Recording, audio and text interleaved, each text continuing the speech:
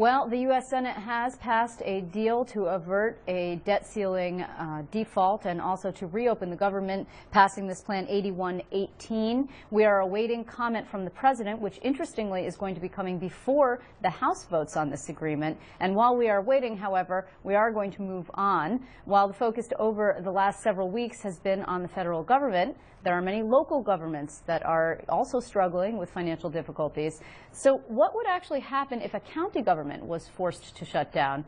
New York State Association of Counties Executive Director Stephen Acquario joined me earlier to discuss this and other issues. Welcome back to Capitol Tonight. Thank you. So is this a real thing, like a local government? Have we ever seen such a thing? Well, I think that it presents an interesting time for us, for people, for Americans to look at their government. This is an opportunity. We pick up the newspaper, we turn on the TV. What do we see? We see Washington in crisis. This is a good time for civics to understand that we have a federal government, which is an overlay of government that keeps the states united. But the majority of the country is made up of states. We are the United States, we're states. But swirling amongst all those states are the local governments.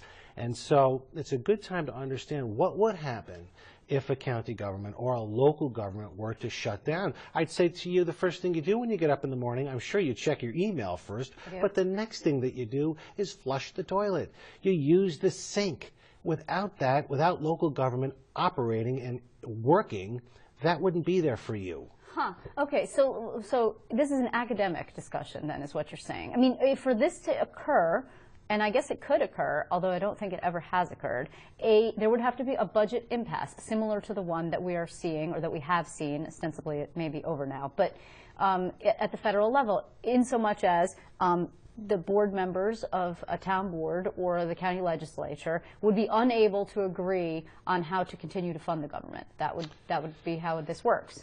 Well, that's right. I think it hasn't happened before, but it goes to show you that the local government is the closest to the people.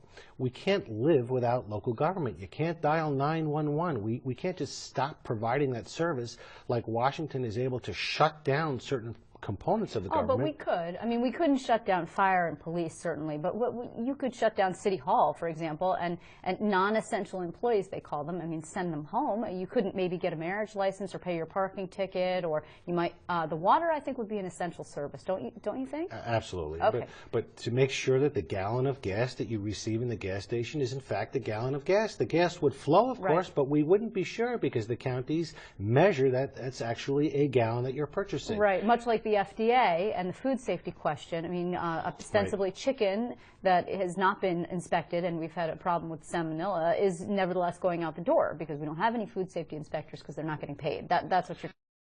The point I'm making is you can't live without local government. We can't live without government. It's here for us, it's here to serve us. We're seeing something in Washington that affects this country, it affects this state.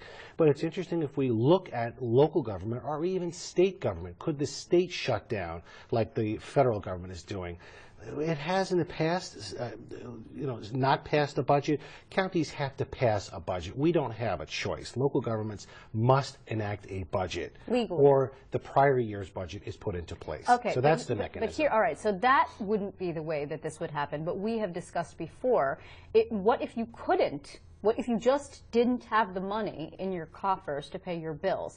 That is actually not such a far-fetched situation for some of these county governments. And that's what we have been experiencing the last several years, is that there is not enough money in these coffers to fund these services, and that's why we're seeing the sacrifices. But if we look at the federal government, I don't believe they've passed a budget itself in over 5, 6, 7, 8 years. So they have to borrow, which is why the debt ceiling issue is such a problem. I mean, imagine that this happened at the local level. Would then a local government be forced to borrow, or it would be forced to go to the state and say, hi, please help us pay our bills? And that is what we've been seeing with this financial restructuring board that the governor has started, correct? Right. That's exactly what would happen. We would have to sacrifice, we would have to eliminate local services, and then we'd have to appeal to the state to bail us out. So Absolutely. how close are we to any of that? I don't think we're that close. I think we're seeing a down economy. We're about midway through what we projected to be a recession in the state. We came into this recession late as a state, into this national recession in October of 2008,